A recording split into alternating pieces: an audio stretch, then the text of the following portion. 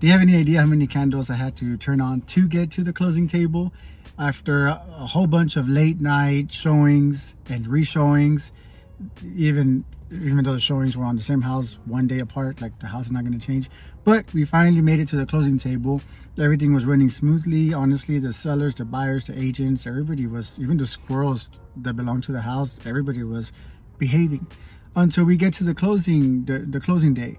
We close at 10. I always like to do an early closing just because you never know what's going to happen with wiring. And so I usually do anything from 9, as soon as the title home opens, 9 all the way to maybe 11 or 12.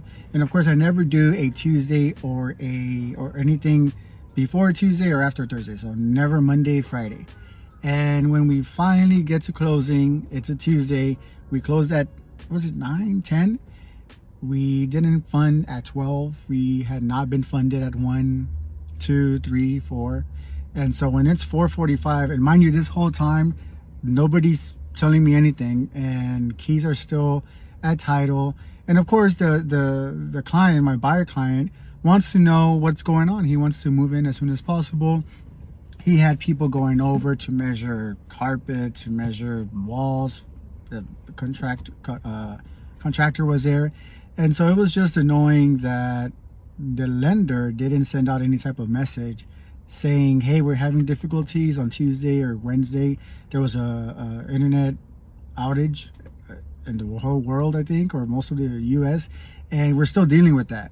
And so, I don't know, some type of email saying, hey, it's not going to work out until maybe the next day. That way I can at least inform my buyer clients. And so a lot of times it's not even crap that's under my direct control. And so it's a whole bunch of deep breathing and telling them that it's going to be okay, even though it's not me doing anything.